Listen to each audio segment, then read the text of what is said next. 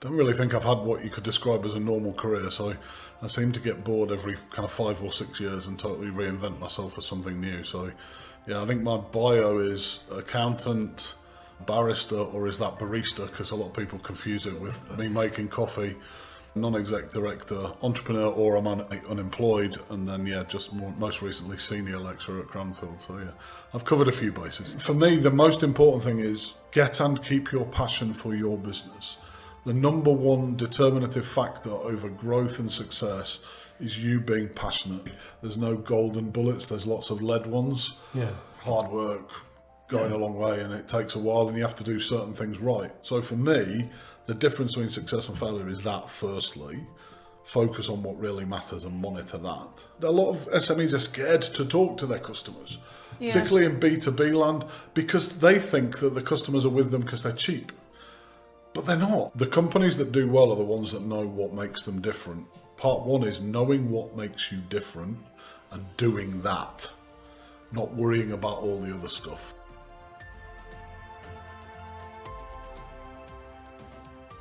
Welcome, Martin Spiller. Thank you so much for joining us. So a very interesting introduction, I think, because you were a lecturer at Cranfield University, fractional FD, and also a non-exec director. So worn a lot of hats, probably seen quite a lot in that time. Yeah, it was quite interesting.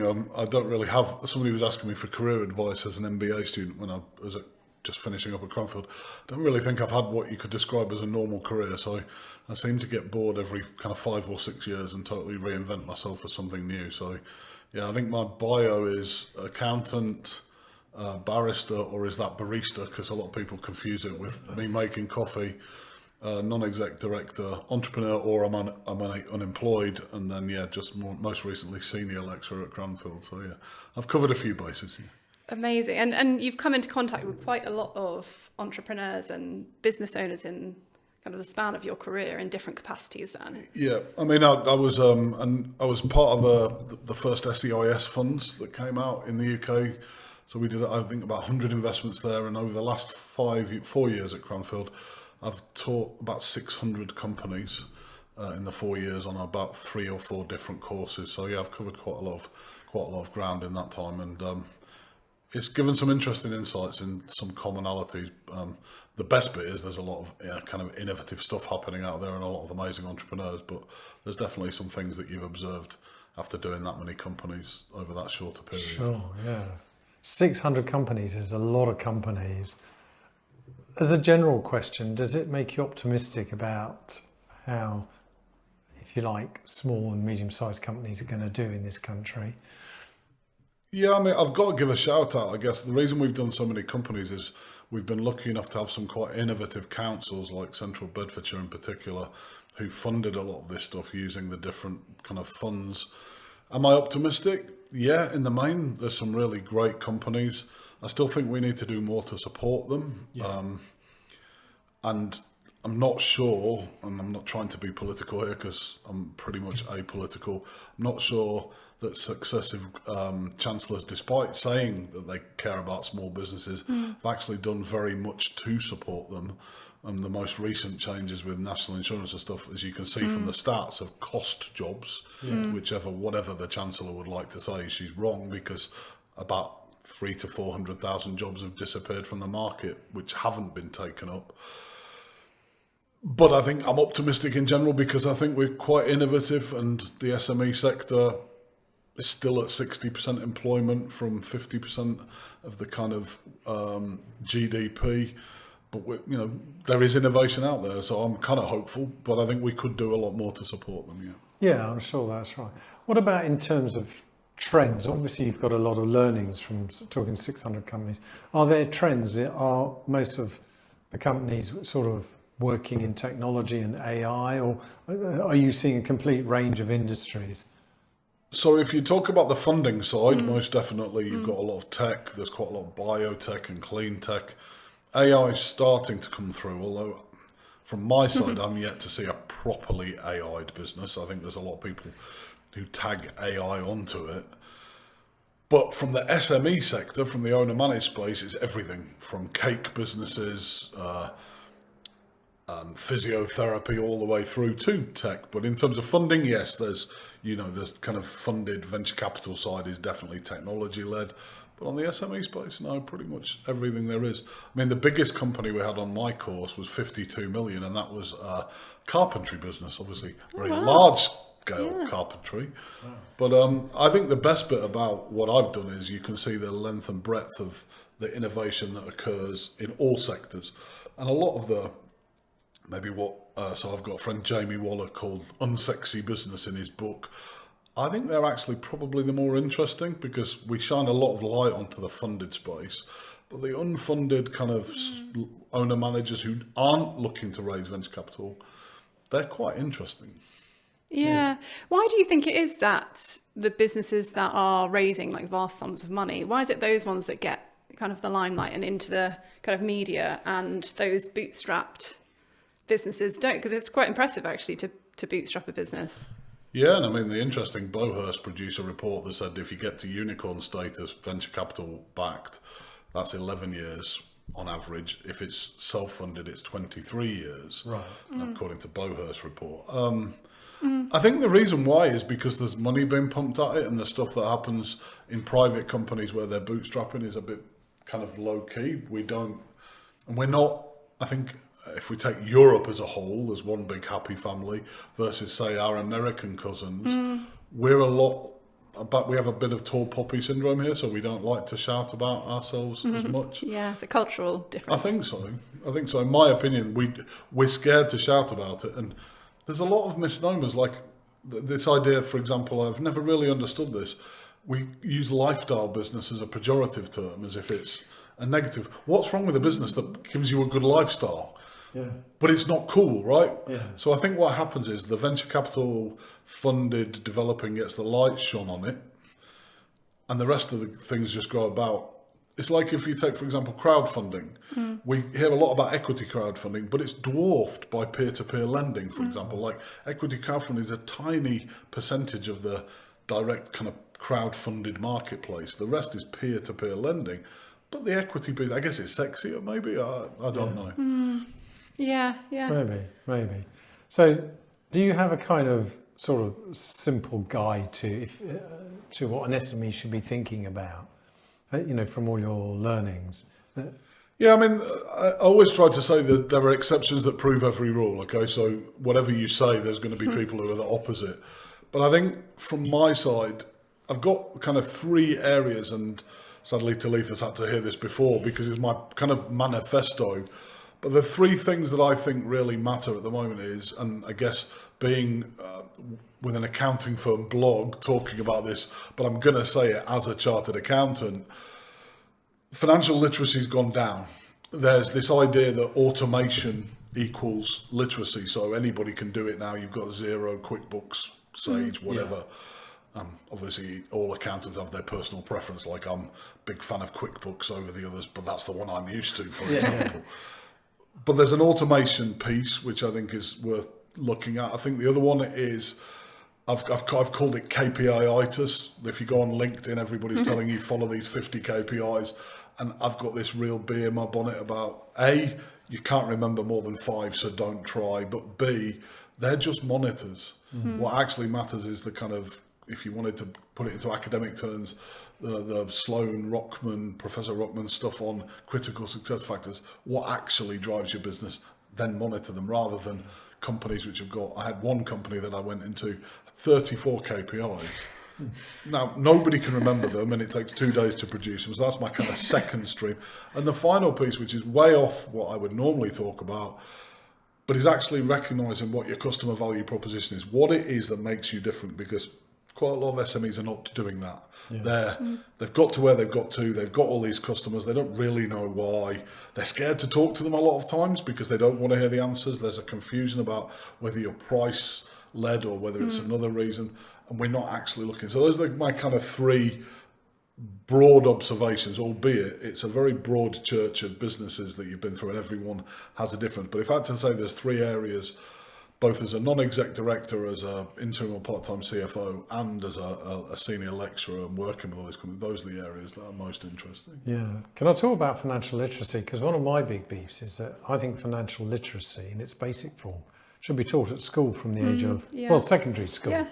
I couldn't agree with you more. You know, not necessarily, you know, debits and credits, obviously, which you and I would love as accountants, but joke there. Just, you know, what is a business? What is a profit? What is tax? What's interest rates? What is interest rate? What's a bank account? Why do you use it? All these sort of things. And I think I would love to see that at school from the age of 11 maybe, or 13, whatever, so that kids can understand, because it will help them with their lives regardless of business, you know. I couldn't agree with you more, but sadly most people, when you say accounting, they say it's maths. Well, I got a B at GCSE maths. I'm not very good at maths because I only cared about the ones which had a pound sign in front, all that trigonometry nonsense. I couldn't care less. But I'm with you. I think I don't know whether maybe even the debits and credits is not a bad way to start, because it gives you a different look on things. Although I have to say, when I first started teaching, I did work for one of the accounting trainings, and my friends all burst out laughing that I was teaching Introduction to Accounting, because their general consensus was, what the hell do you know? Or more expletive words to that effect about accountancy and double entry bookkeeping. But I think I'm with you. I think financial literacy. I think the problem for business, though, is gone one step further. So we've got lots of accounting packages, and if you can use a computer and you can link up a bank account, you can do the work. It's not particularly difficult. The problem with that is it's retrospective. So we all know that accounting comes in many formats, right? To say an accountant is just like to say a doctor or a vet. There's specialism. So I'm a corporate financier, which means I know about as much about tax as the layperson does. My friends who work in tax know nothing about mergers and acquisitions, for example. But I think for me, there's this idea now that we don't. In the old days, you'd have to have an accountant. Yes. Because they would do the books. Now you can do them on your own. So what we've got is, I think, 5.7 million companies out there, of which 1.4 million are SMEs that employ anybody. And with the Making Tax Digital, that will mean all companies have to have an accounting package. But people think they can do it on their own. And then they think they can use these tools like the cash flow forecasting tools, or all these bits. You know, Xero in particular has quite an interesting ecosystem, a bit like a Salesforce, where you can bolt in. I do know it well, yes. Yeah, and they're better than nothing, for sure. Yeah. But from my perspective, there's a lot of rearward focusing. So we've got this, kind of focus on the three bits, isn't it? Turnover, vanity, profit, sanity, but cash is king. But actually, we're not using the financial statements properly. So there's a kind of, we look at turnover and we look at profit, and if they're okay, then that's it. And there's not a lot of strategic use of finance. So are we able to fund this expansion? Can we deal with this? Are we bringing in, nobody looks at the balance sheet, so your debtors get, so many are out of control. I know it's terribly dull stuff, but the cash is better in your bank account than your suppliers. And, I've walked into one case where their credit terms were 45 days and their debtor days are 130. So something's fundamentally wrong. And within 2 months, I'd got it down to about 60. And all it was collecting debts, going out there and asking for the money. So I think that, for me, that automation piece has left us less knowledgeable. The accounting profession also has to have a bit of account, because a bit like law, as a barrister, a non-practicing barrister for the purposes of this tape, the law banned Latin in 1730 and has banned it again in 1998, and yet you will still go you could walk into the Supreme Court and hear about obiter dictas and ratio decidendi and per incuriams, etc., etc. The accounting profession is similar, right? We keep jobs for the boys and girls, and I think we have a responsibility, and maybe it does start at school, but certainly SMEs, we need to help them understand the stuff and understand their different financial statements and make them, and stop speaking in an abstract language. I think there's a lot of accounting firms that are starting to do that. They've recognised that, but there is still, it's fair to say, it's a stodgy profession. It's not the most cutting edge in the main. So a lot of people are still doing things to keep themselves in jobs. And I think that needs to change. The SMEs also need to change and say, if you don't get an answer to a question, don't be befuddled. I always hate this phrase, isn't it? Can I ask a stupid question? No. If it's a stupid question, don't ask it. If it's a genuine question that you don't have, Ask it. And you should be asking your accountants what this is and how this works. But you also have to pay for it, right? And I think this is the balancing act that I've seen. A lot of people expect advice for free. And I always, in my life, was told, if you pay peanuts, you get monkeys. If you don't pay for anything, then that's sadly what you get. So there's a balancing act overall, I think. But there's an interesting point you made, and it's something we always talk about internally at MPA and EFN. In terms of KPIs and also financial literacy, it's your point about turnover and profit. I don't care what they are. If your balance sheet is showing, high level of debtors, and it's very aged, well, what are you doing? And so many business owners simply don't understand that. And if there's one KPI that matters, it's cash. Yeah, maybe we could return to the KPI piece, but on that, this idea that the profit and loss, we as accountants would know this is a fiction. We use the matching principle, which means you're booking sales and costs when they incur. We've got depreciation, which depreciates big ticket items. It's all a fiction until it becomes true. And so for me, you need to have all three of the financial statements being used. Profit and loss is great, but also questing after just revenue makes some really bad decisions. Like I had a friend of mine, and he had this business and he was going for bigger and bigger revenue, but actually he was making a loss. He wasn't bearing in mind stepped fixed costs of needing a new warehouse, wasn't thinking about the extra credit terms that were killing him. And that's just lack of understanding. And I think for me, I maybe because I'm a total man crush on him, but people like Warren Buffett who say that finance is the language of business. I love the word stuff, right? I wanted to be a barrister when I was younger, and I love the fact that I think I look rather dashing in a wig, but that's just a personal preference. Words are much more fun, but the numbers are where you get to see whether it works. And the two go hand in hand, and that's the bit that worries me, is even in the funded side, it's bad. Like I saw somebody came to a fund that I was on the investment committee for, had a mixture of P&L, balance sheet and cash flow in one statement, and alleged it had been made by an accountant. Or the fact that in a recent angel event, 3 or 4 of the businesses didn't put up any financial projections. As an investor, that's the only thing that matters to me is the numbers. At the end of the day, it has to translate. We know that the forecasts are rubbish, but it gives a very good guide. Do you actually know how your business runs? So for me, there's that general lack of, and it gets worse, not better. And it's a bit like everything, the more information you have. And also, there's lots of businesses using all these tools and they're kind of deluged by data, but they're not looking at, as you said, at the right things, because turnover and profit are only a very small dimension of what a business needs. So would your advice be then to work with an expert, or is there a certain amount that a business owner should actually be taking responsibility for and should understand as a business owner, regardless of whether they have an expert on board or not? I hate sitting on the fence because you only get splinters, but in this case, I'd say both and depends. So on the one side, I would say you need to work with a proper set of, so your accounting firm, you can turn the annual audit, for example, into a good thing in my view, because it's a good way to get a check done. But you need to work with the right accounting firm who are going to help you as part of the thing, who are not just doing your filing and your stats. You probably need to look at getting, if you're not up to speed, getting somebody to support you. And that could be anything from, and obviously I'm not trying to sell my own services here or any one of the, for the podcast, but the right fractional CFO or right fractional financial controller or whatever to support you. But also, and this is where I get sitting on the fence to lead, you need to also go and educate yourself. You need to, if you don't have the knowledge, you need to get it. There's plenty of online resources. There's lots of good courses. Don't ignore your business schools. I know I'm by the time this goes out, I'll have left Cranfield, but go and learn. Like one of the reasons I did the barrister thing, apart from the fact that I say I look good in a wig, is I found it quite hard to get legal advice at the price that worked. So I'm not trying to cut out lawyers because we still need them, but I wanted to understand so that I didn't make big mistakes because I didn't know. And so for me, I think there's a bit of both, or all of the above to get the right. And as you grow, it gets more important that you have different parts of that. The one thing I would say, and pitching out, I guess, to the converted in this room, make sure you've got financial support that understands working at your level. There's no point having the big 4 accounting firms when you're an SME, and likewise, you don't want to PLC financial director.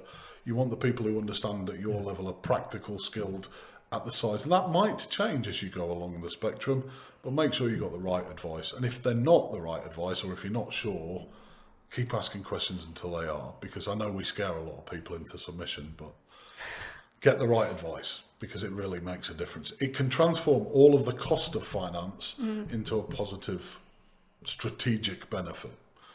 And I'm not saying that because I'm not pitching for a job in this. I plan to not be working for a while, so I'm not pitching for work. It's just, I think that a CFO and an accountant firm should pay for themselves by the advice and the changes and the strategy that you put in place. Would be my pitch. Yeah, And if they're not, you probably need to look at changing. I think in essence you're talking about a cultural fit, and that cultural fit's so important. And we've seen we've seen so often. Yeah, but that would encompass the skills, really. You know. As you say, you've got to have that square peg for that square hole. Yeah, I've cleared up after a lot of people who probably were working at the wrong size and space. Yeah. You're like, but as a CFO, I might only come in twice a month, but as a non-exec, but sometimes I have to get my hands dirty and go in and have a look and see what's going on, for example. If they don't have that skills, and I've never been a public company CFO, but they won't have seen what accounting package looks like. The last big company I was part of, I never touched the accounting package. I was in boards and negotiating with suppliers and things. A very different skill set, but you need to be able to roll up your hands and get them dirty occasionally, rather than just asking questions. Particularly at SME level. 100%. Yeah, that's what I mean. I really don't have much experience. It's a long time ago since I was at Deloitte and Arthur Andersen, so I'm on a definite SME, get my hands dirty, kind of, I guess, start up to maybe 15, 20, maybe if I really stretch it out. But after that, I like the thrill of growing something, so I like that kind of challenge. So of the 600 companies that you've worked with, are they mostly then in the startup space? No, I'd say, the biggest we had was 52 million, the smallest was a brand new startup. I'd say actually somewhere in the middle, we're probably at the 500,000 to 1.5 million turnover. Quite a lot of them have been around for a while, and quite a lot of them have been on the course recently, because we had the financial crisis, then we had Brexit, which didn't affect everybody, but definitely hurt some SMEs with the European thing. But I think the one thing that took everything out of everybody was COVID. And I think a lot of SMEs after that, I know a lot of people, we always say you talk about the falling in love with your business cycle, but there's a lot of people who are tired, like dealing with the battles of working from home or keeping the business going. Yeah. And even now they're still tired, because the other bit that's come out the other side is we haven't delivered Brexit particularly well. We have got a lot more red tape for those of dealing in Europe, and most of the people have some kind of supply chain issues or links. But I think overall, most people, I'd say most of them are in that kind of been around for a while. The companies that are on the super high growth venture capital track, we tend to do less of in our direct courses and more in our kind of short run things where they're coming for a reason, like pitch training, or they've come to one of our growth things to see. They're not on that track because they probably, I guess it's that famous Rumsfeld known unknowns. They don't know what they don't really know. Yeah. Right? So, because I'm always intrigued by the failure rate of startups, and I think it's 60%, or maybe there's different numbers where you look, but it's quite high. What would you attribute that to? Are there actual behaviours or approaches that you've seen in startups that you just know this is not going to be good? And then equally, are there ones in the really successful ones where, they share similar traits? Well, I think it's my kind of second piece here. The companies that do well are the ones that know what makes them different. And that encompasses the two parts, which is why I mentioned the KPI-itis.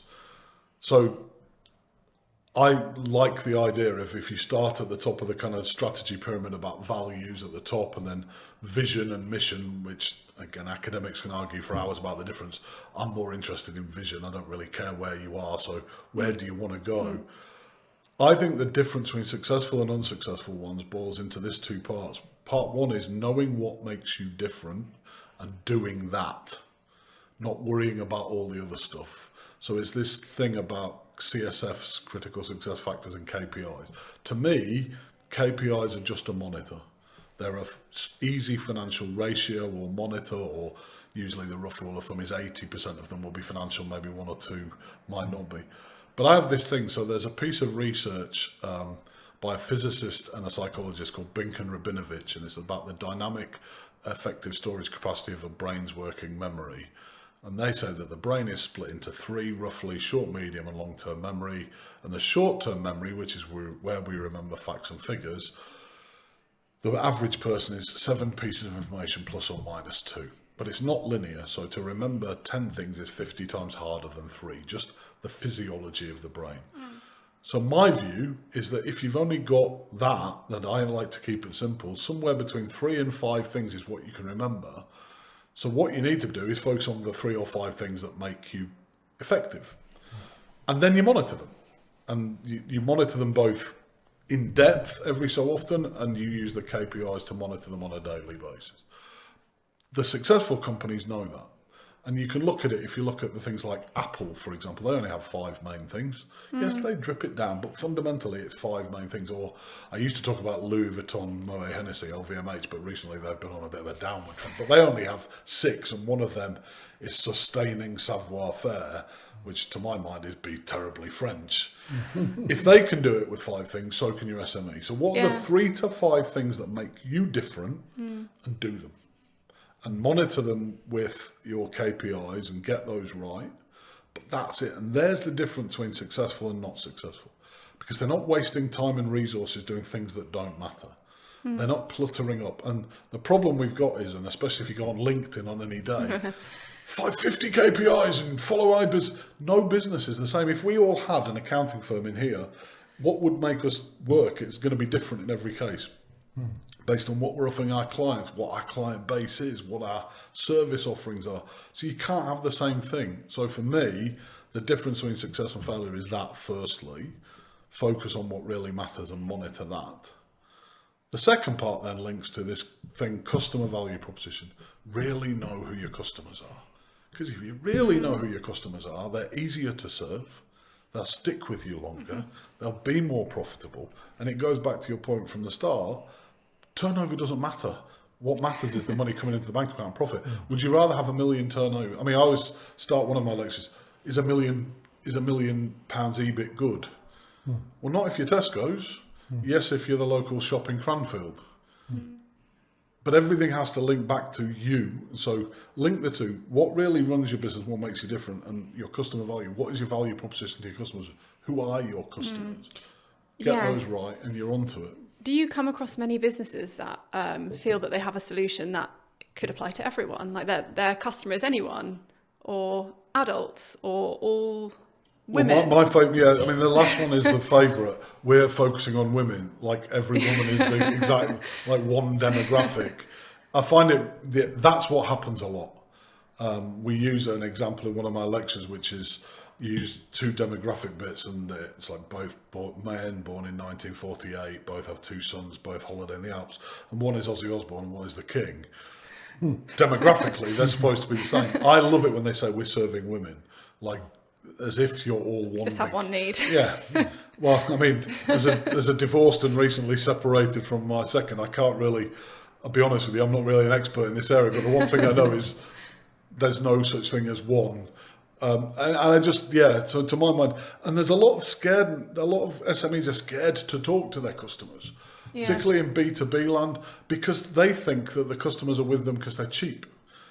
But they're not, because we know that, because most of the companies that focus on low cost, A, their customers are not very sticky, and B, it tends to imply economies of scale that most SMEs can't achieve. So most customers are with you for something else, but you're too scared to ask what it is. And that's the bit that for me, so we had one example on one of the courses where on our business growth program that I don't lead at Cranfield, but I've taught on, we have these champagne moments. And one of the team hadn't talked to a customer for 18 months and was about to lose their, I don't know, say 50, I don't know the number, but say £50,000, a pretty significant number of turnover from this client who was about to go out to RFP or some kind of procurement because they hadn't spoken to them. And he picked up the phone and had a chat and he goes, oh, well, I won't do that now, you can just get on with it. But what I've seen in a number of customers, and this is partially a generational thing, is increasingly shall we say, people younger than us, they don't talk to customers at all in terms of do what we're doing face to face or meet for a coffee or a beer or even pick up the phone. It's a little email or text, and you're not going to build any kind of relationship or rapport with a customer. And it's the sense that I get from management is the younger generations, and I'm not talking about teenagers, 20s and 30s, they're just afraid or unable, I don't know what the diagnosis is, to have that communication on a face-to-face basis with a customer, because I've got to be careful what I say but a particular situation went wrong for the customer, the ultimate customer, and all they had to do is pick up the phone and say, look, this is what's happened, this is how we're going to remedy it. And rather than do that, there's a series of exchange of emails, it got much heat, there was a lot of heat generated, and it didn't leave a comfortable feeling all round. Whereas if you'd rung up and said, hey Bob, I'm sorry, we made a mess of that, but this is the solution, it changes the perspective. So part of me feels that everything you say is correct, but it also comes from, if you like, today's younger generations and how everything is not based on face-to-face communication. Yeah, perhaps. I certainly know we've become more keyboard warrior-like and things that we would fire off on. Social media proves that, doesn't it? I think recently, like with the England female, the Lionesses footballer, some of the things people say, you would never dare say that face to face. I'm not sure it's just the younger generation though, because we've got a wide age range on the companies that I've worked with and taught. I think there is a scaredness because especially post-COVID, there's just a general, we're scared. We don't actually want to know the truth. We just blissful ignorance in a lot of cases.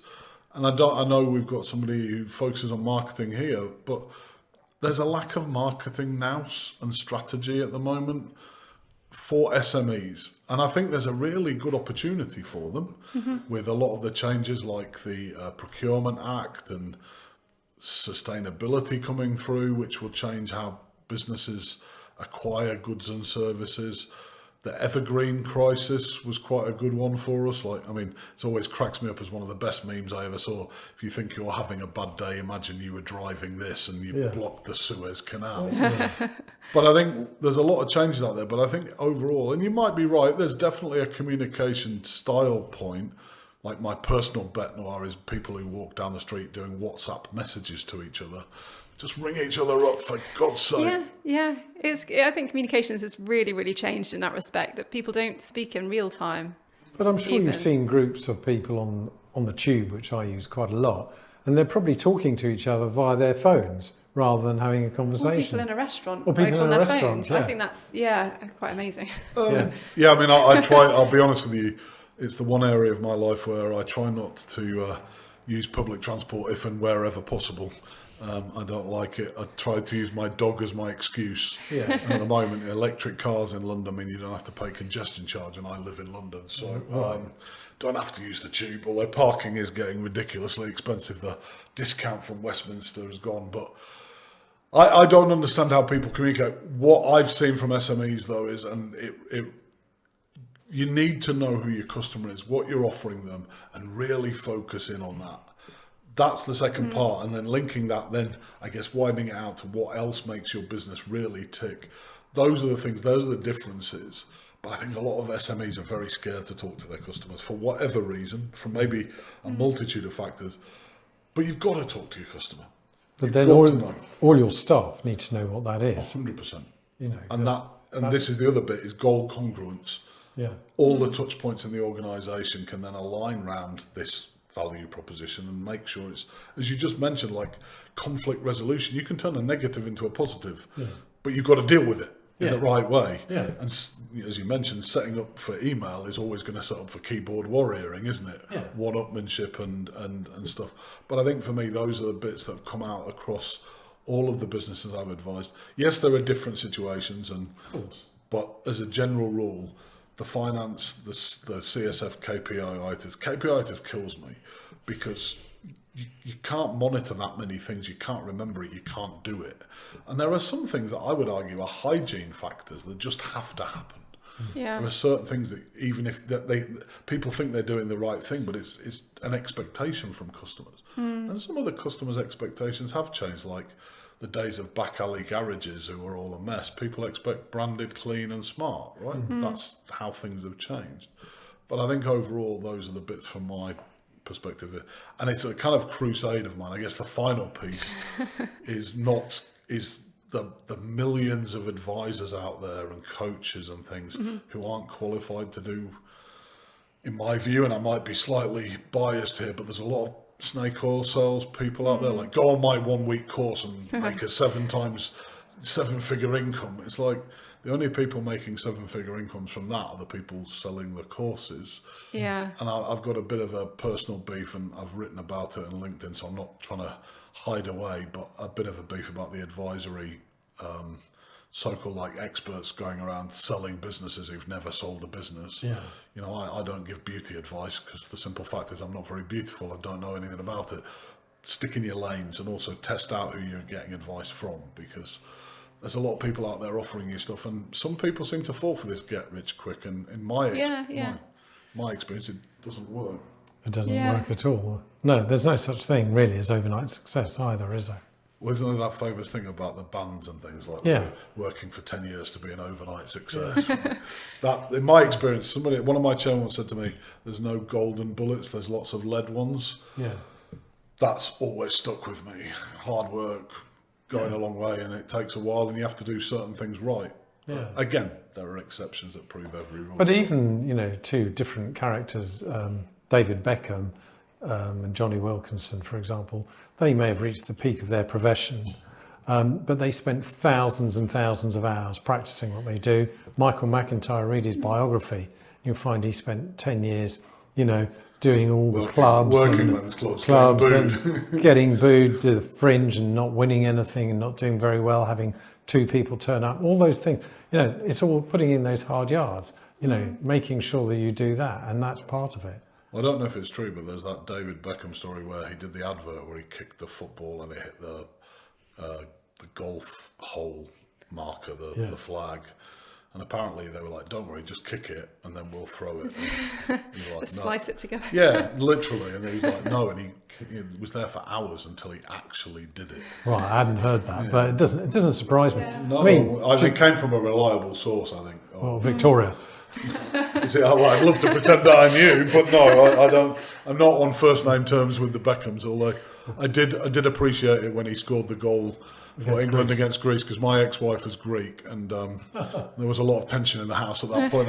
We might have got divorced a lot earlier if they'd beaten us and kicked us out of the cup. So, well, the Johnny Wilkinson story of how many times he practiced that drop goal. Well, most of the kickers, I played rugby to reasonable level very high level at school, but a reasonable level. The kickers are always there after everybody else, kicking and kicking and kicking. It's muscle memory, so full credit. Yeah, I'm with you, and I think that's the bit that is getting missed at the moment in business. People think that they can shortcut it. And they're following people. The other, for example, if you're out there selling a business and you've never sold a business, one would question what your knowledge is. Again, I don't provide. I've been on the board and helped devise marketing plans, but I'm not a friend of mine. Oh, you seem to know a lot. It's like, yeah, I know a lot from a top-down point of view, but I don't know how to program a Canva into a this and into a that. And now I know AI can take some of the, but you still need to know what you're doing. I know from that level, but I'm not a marketing expert. I'm a finance non-exec and help businesses grow. There's so many people out there out of their lane offering advice. And it really makes me very sad, because there are businesses that are buying it who are wasting time. And you mentioned going bust. Some of them I don't think need to go bust, but they need to get the right help or the right support, or just do it themselves and learn the lessons you need to learn. But they're taking advice from people who are promising a lot. And there's a lot of these kind of mentors or advisors you see. And speaking from an investment side, they cause a lot of annoyance when we're doing the investment process. And when things go wrong, they disappear because they have no skin in the game. And I guess it goes back to my thing. SMEs need to recognise they need to pay for good advice, or give them something in return for that. But they also need to make sure they get the right advice and don't fall for the pitfalls. But there's another aspect to this as well. It's very easy when you're in a business, when you're running the business day to day, you're ordering the stationery, and doing the sales and marketing, doing everything else, particularly in small business, is to stop. Is actually just stop and step back. That's what you need to do. It's very And hard. It's sometimes, very, isn't it? very hard. And if you've got, say, a young family, as you do, for example, you've got to find that pause moment, hit the pause button, take the dog for a long walk or whatever it is, and step back and think about it. And then think, well, actually, maybe I need help with finance or with the law or with the marketing or whatever it is, and who do I find? And I think to your point about finding the expert, ask around, ask people you know or trust rather, and who do they recommend? Yeah, or other business owners who might Yeah, be a other few business- steps ahead, and who have they used? Because Yeah.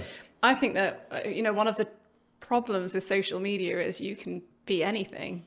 Yeah. And I think that's why these advisors do sell, because Yeah. people don't really always do their due diligence. They don't look into them. They just see, especially if they're offering something that is possibly too good to be true. And they want to believe it. That's one of my company names. I bought that on the purpose. No, I'm with you. I think it's like you see the guy, I can't remember which rapper it was, but he was like on his Instagram, he'd taken a picture of a private jet.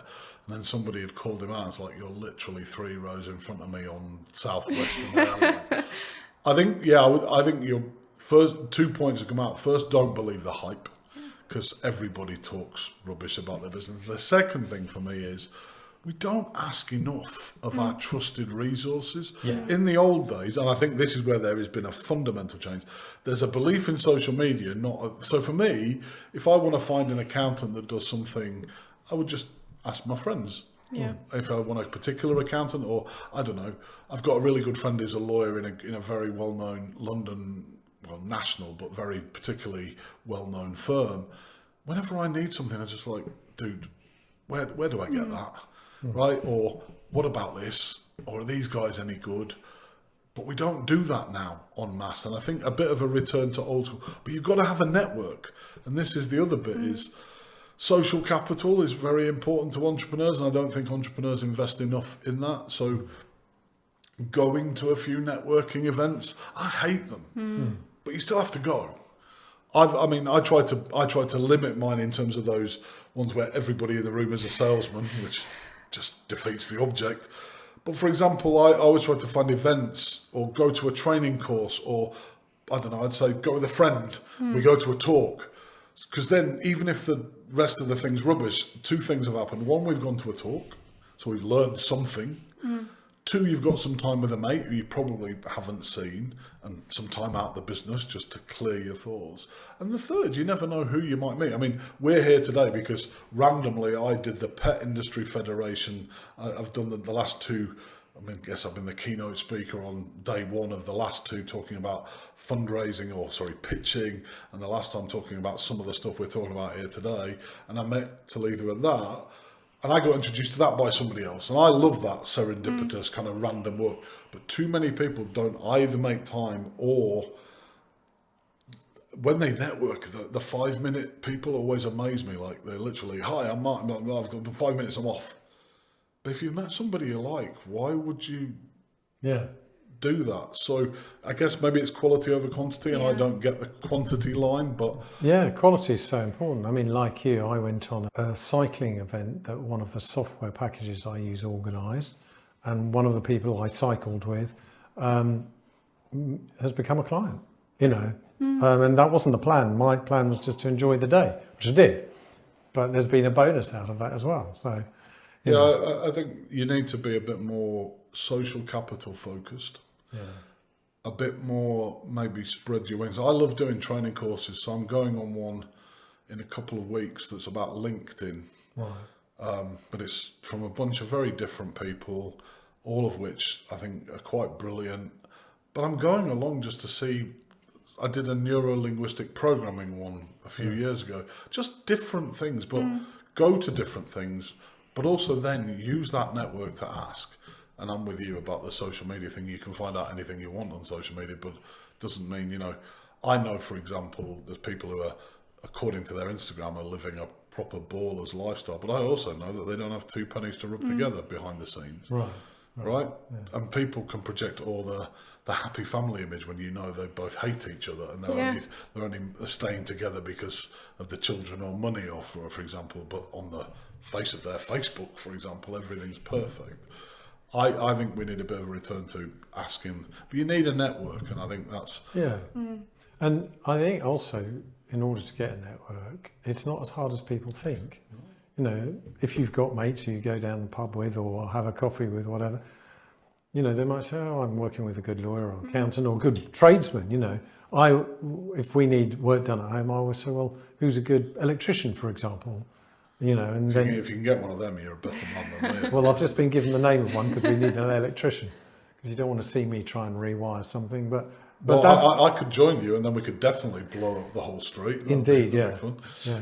No, I'm with you, and I think for me, the other thing is entrepreneurs are quite giving. So if you go on different training courses and stuff, they love lifting the hood on. Like the really funny thing for me is the more the successful they are, the more they're willing to help out the smaller. It's the smaller businesses who aren't successful who don't want to help each other out.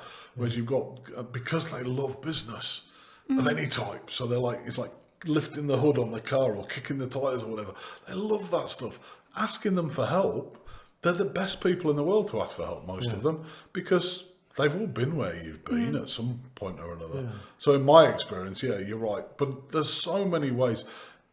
Firms like MPA offer events. There's all sorts of ways to go and meet people. And out those things, ask for help. Yeah. Maybe build a bit of relationship for it. My one beef is the new LinkedIn. We've just connected. Here's everything I need from you. 5 seconds. And it's like, whoa. So I don't actually use my LinkedIn Messenger almost anymore. I check it probably once every couple of months, because I've had 5 billionaires try to buy Cranfield University. Well, they can't, because it's a charity, and maybe you wouldn't even want to, but there's all this stuff going on, so I don't check my LinkedIn very often. I love LinkedIn for interacting with people, but the Messenger part's just full of people selling. Have you been offered a job in Oregon? I've been offered a job in Oregon. No. What was the job? Was it a good job? Yeah, bookkeeping assistant in Oregon. I mean, they've read my profile. They really like it. Would I, you know? Well, my all favourite is I've got a friend called Mary. She's Business Angel of the Year this year or last year. She invests. She's based in Ireland. She invests in North and South Ireland. She doesn't distinguish, but she only backs female founders in technology. Which means that any man is instantly disqualified, regardless of whether he's in Ireland or not. But she's gets so many men asking her for money or investment, and then when she says, "Did you read my profile?" Because that's the interesting. People don't even read your profile. Then they go, "Oh, could you help me introduce?" Yeah, we just introduced to our black book of people somebody who doesn't have enough nous to read my profile properly. But I think It happens a lot, doesn't it? Well, I've never had a job. I'll look out for my Oregon. I'm a bit behind. Well, next time I get it, and it comes regularly, I'll forward it to you. I look forward to that, because I'm not sure. Oregon's a nice place. I've never been. Yeah, I've never been. It's quite and, nice. and it's not on my list of places to go to. Well, I mean, you like cycling. It's a pretty cycly type place, isn't it? Yeah, You there's can go places nearer to home. You can do the Team Nike. Yeah, I'm with you. I just think for me, that network, building up your network of trusted people and being unafraid to ask for help, I think goes a long way. Yeah. I think you do have to put yourself out there a bit, though. You can't just turn up at an event and sit and listen and then leave, which I think some people find it difficult to go to networking events, don't know which ones to go to, or maybe a bit of fear of rejection, like, they're not going to help me or they're not going to speak to me and that kind of thing.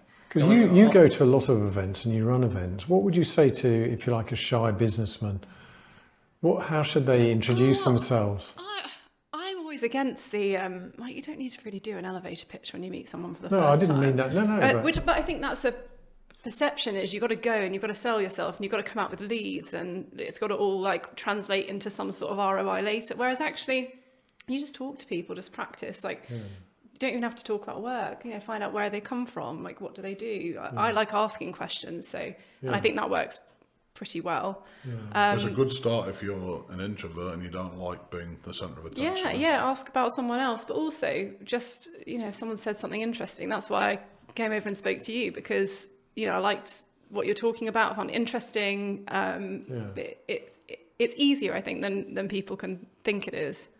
And I also think if you're going to be in business, you sometimes just have to suck it up. I don't like networking events. I find them incredibly annoying.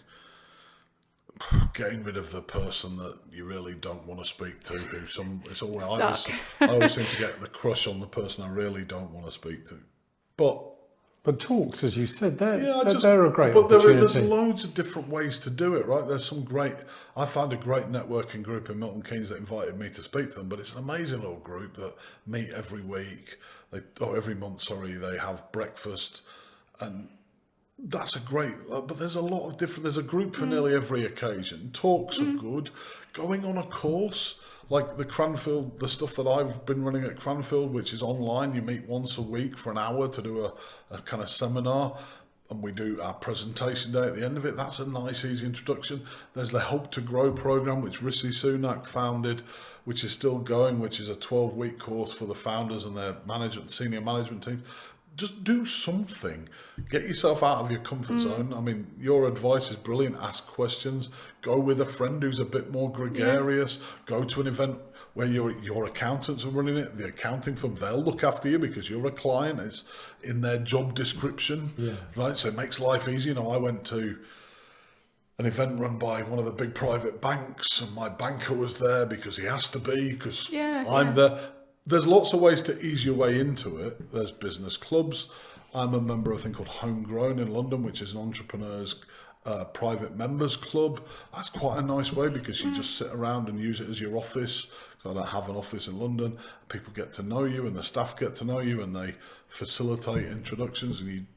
But you do have to put yourself out there at the end of the day. And it is part of business, I think. And so for me, find your crutch, find your approach, find your way of doing it.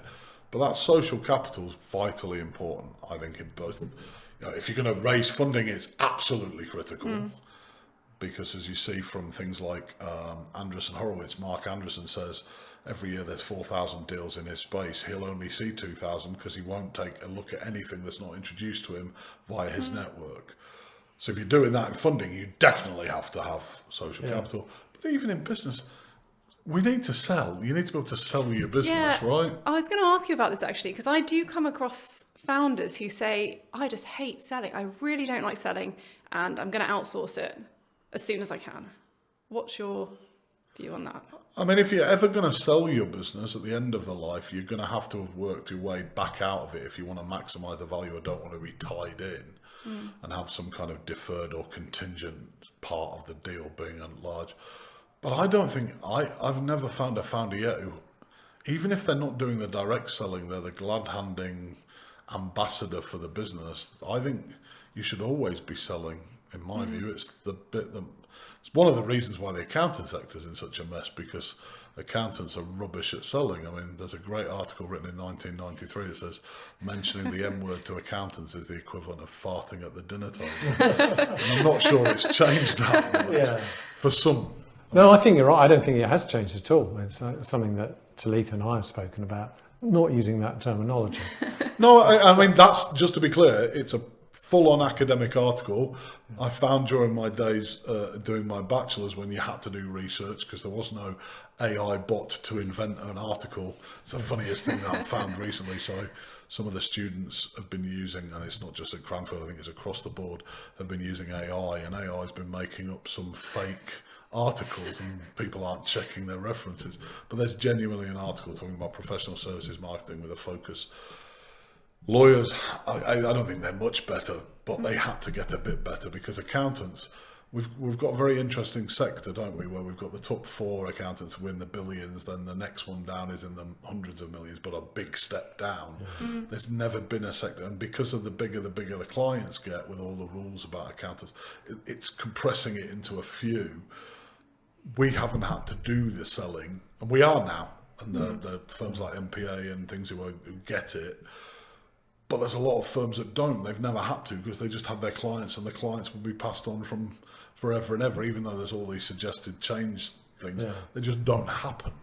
So they've never really had to do it. They're good at client management, which is a very important part of marketing, but they're getting out there. But I think for me, I think as an entrepreneur, you have to be, even if you're not directly selling product, you should be selling the business, and you should be making it clear, which is why I go back to this. If you go back to your customer value proposition, if I ask most businesses, what does your business do? Most of them can't answer you in a really easy to manage way. And if they can't do it, how the hell do you expect me to be able to introduce you when I'm asked who your electrician is, right? Or your staff.